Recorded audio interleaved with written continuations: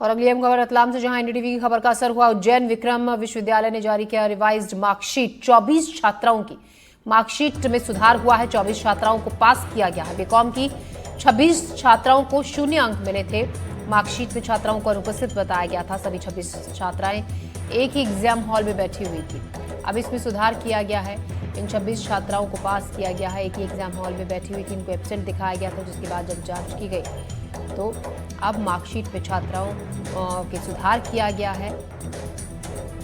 तो मध्यप्रदेश रतलाम में एनडीटीवी खबर का असर हुआ। एनडीटीवी ने एक खबर दिखाई थी, जिसके बाद इस पूरे मामले में उज्जैन विक्रम विश्वविद्यालय ने अब रिवाइज्ड मार्कशीट जारी की है। 24 छात्राओं का मार्कशीट में सुधार हुआ है।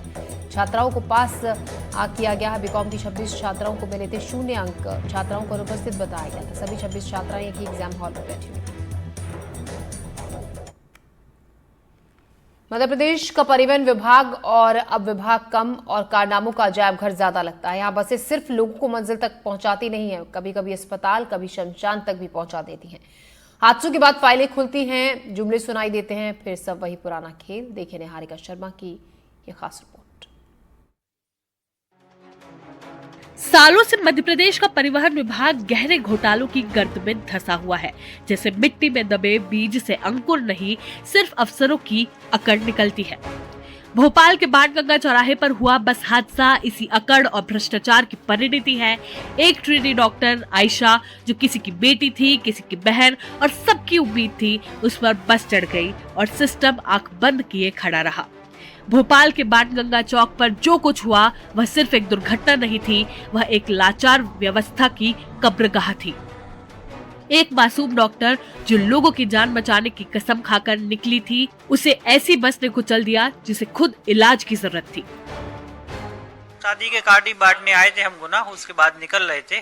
बाकी 14 जून की शादी का 14 जून का था शादी का। हमें कॉल किया कि ये गाड़ी आपकी है। हमने कि हमारी है। उनको कौन चला रहे थे? हमारी बेटियाँ चला रही थी, वो हॉस्पिटल गई होगी इस टाइम। तो उन्होंने बताया कि उनका एक्सीडेंट हो गया है। तो आप कहाँ पर हो? मैंने कि अभी तो मैं बाहर हूँ भोपाल से। आपके जो भी हैं भोपाल में, उनको तुरंत हॉस्पिटल भेजिए। घटना हुई 11 बजे और 3 बजे तक बस के कागज भी तैयार हो गए। इतनी स्पीड तो जीमेल का OTP भी नहीं देता है। और ड्राइवर पहले बताया सुनील चला रहा था, फिर निकला कि सुनील तो सब्जी लेने गया था। बस चला रहा था विशाल, जिसके पास लाइसेंस तक नहीं था। टक्कर मारने वाली बस महीनों से अनफिट थी। अनफिट बस ने 11 बजे टक्कर मारी।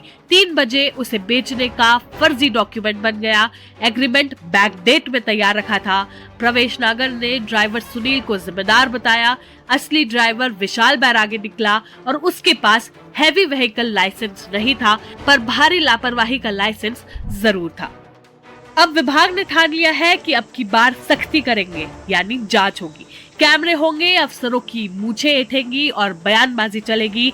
हमने स्कूल बसों की जांच के लिए विशेष टीम बनाई है, यानी विभाग फिर जागा। वैसे हर बार हादसे के बाद ही जागता है। ये विभाग अलार्म पर नहीं, एक्सीडेंट्स पर चलता है। जागा तो स्कूल बसों की चेकिंग शुरू कर दी, वैसे ही जैसे पेपर में नकल होने के बाद मास्टर साहब बच्चों की जेबें टटोलने लगते हैं। जनवरी 2018, दिसंबर 2022, फरवरी 2025, मई 2025 इतने हादसे हुए कि अब लग रहा है विभाग शायद कैलेंडर एक्सीडेंट्स छाप रहा है। भोपाल वाले हादसे के बाद फिर टारगेट मिल गया, स्कूल बसों की फिटनेस चेक करो। अब ये फिटनेस चेकिंग ऐसे होते हैं जैसे कुछ लोग जिम की मेंबरशिप लेकर फोटो खिंचवाते हैं। काम कम, दिखावा ज्यादा। दिखावा नहीं होता तो शायद इन बसों के बाद कई और हादसे नहीं होते। जनवरी 2018 इंदौर में 4 बच्चों की मौत। दिसंबर 2022 खरगोन में स्कूल बस पलटी, 9 छात्र घायल, ड्राइवर नशे में। फरवरी 2025 बस नदी किनारे पलटी, 20 छात्र घायल हुए। मई 2025 टीटी नगर बस ने 7 से 8 लोगों को टक्कर मारी, 1 की मौत, कई घायल। भोपाल के हादसे के बाद सरकार का विवेक जागा और पूरे MP में बस फिटनेस चेकिंग नामक एक रियलिटी शो शुरू हो गया। हर जिले में पुलिस वाले, RTO और बस ड्राइवरों का महासंवाद शुरू हो गया। तू लाइसेंस दिखा, मैं चालान दिखाता हूँ।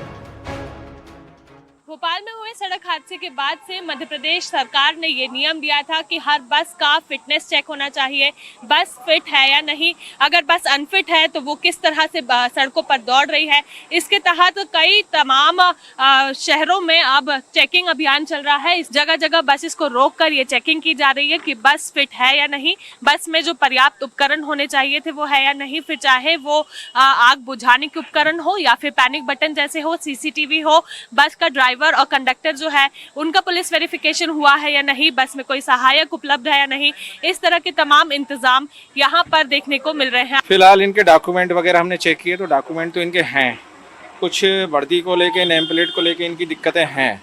फायर एक्सटिंग्विशर और फर्स्ट एड भी हम ये चेक कर रहे हैं, स्पीड गवर्नर वगैरह भी चेक करते हैं। नॉर्मली हमारी बसेस तो सेफ रहती हैं और बस पैनिक बटन जैसी कोई सुविधा आप लोगों को दी जाती है? आई थिंक उसमें है, जो हमारी न्यू बसेस हैं उसमें ऐसी हैं। सीसीटीवी कैमरे आपकी बस में लगे हुए हैं? प्रॉपर सीसीटीवी कैमरास हैं एंड सारे ऑडियो वीडियो सब लगे हैं। चलिए, बिल्कुल। आपको किसी तरह की परेशानी होती है, लापरवाही दिखती है? अभी फिलहाल तो जब से मैं हूँ तब से तो कोई लापरवाही नहीं दिखी। इन घटनाओं से एक बात तो साफ है, सड़क पर जो तेज दौड़ता है वो बस नहीं मौत है। पर अफसरों के लिए हादसे किसी क्रिकेट स्कोर की तरह होते हैं, हर साल थोड़े बढ़ते हैं, थोड़े घटते हैं, पर खेल चलता रहता है। 2019 12,000 मौतें ये देश में सड़क दुर्घटनाओं का तीसरा सबसे बड़ा आंकड़ा था। 2020 42,000 दुर्घटनाएं बस तमिलनाडु से पीछे। 2016 से 2023 के बीच मध्य प्रदेश में सड़क दुर्घटनाओं की संख्या में लगातार वृद्धि हुई, जिसमें ओवर स्पीडिंग, खराब सड़क स्थिति और चालक की त्रुटियां प्रमुख कारण थे। 2024 में 13,000 से ज्यादा लोगों की सड़क दुर्घटना में मौत हुई। हाल ही में राज्य के उच्च शिक्षा विभाग द्वारा जारी दिशा निर्देशों के बावजूद कई शैक्षणिक संस्थाओं ने हेलमेट उपयोग और ड्राइविंग लाइसेंस सत्यापन जैसे सुरक्षा उपायों को लागू नहीं किया। विशेष तौर पे स्कूल बस और सवारी बसों पर हम चेकिंग अभियान चला रहे हैं, माननीय पुलिस मुख्यालय के आदेश के अनुरूप। उसमें वो सारे बिंदु जो माननीय सुप्रीम कोर्ट की गाइडलाइन है बच्चों की सुरक्षा के संदर्भ में, उन पे कार्रवाई कर रहे हैं। इस पूरे मामले में आरोपी ड्राइवर विशाल बैरागी बैरसिया रोड से पकड़ा गया। इधर टीटी नगर थाने की टीआई साहब को लाइन अटैच कर दिया गया। और जब बात ट्रांसपोर्ट अफसरों और मंत्री राव उदय प्रताप सिंह से करने की आई तो दोनों ही व्यस्त निकले। एक कहता रहा बैठक में हूँ, दूसरा शुभ विवाह में व्यस्त हूँ। अब बताइए, जिस राज्य से एक मामूली आरक्षक सौरभ शर्मा की गाड़ी से निकलते हैं 52 किलो सोना और 11 करोड़ कैश, वहां बसें अगर लोगों को कुचल रही है और सब आंखें मूंदे हैं तो ये न्यू नॉर्मल जैसा ही है। 7 साल में 12 बार ट्रांसफर हुए सौरभ शर्मा और हर पोस्टिंग जैसे किसी करोड़पति कांस्टेबल रियलिटी शो की अगली कड़ी हो। मध्य प्रदेश परिवहन विभाग का दूसरा नाम है घोटालों का विभाग। यह विभाग तब तक गहरी नींद सोता है जब तक कोई बड़ी घटना नहीं घटती है। जैसे ही प्रदेश में कोई बड़ी घटना घटती है तो नींद से जागकर उचित और तुरंत कार्रवाई करने का नमूना जरूर दिखाता है, लेकिन कुछ दिन बीत जाने पर ही फिर गहरी नींद सो जाता है, तब तक जब तक फिर प्रदेश में कोई बड़ी घटना ना घटे। भोपाल में हुआ बस हादसा उसी का एक ताजा नमूना है। कैमरामैन अभिषेक और राजू बाथम के साथ निहारिका शर्मा, एनडीटीवी भोपाल।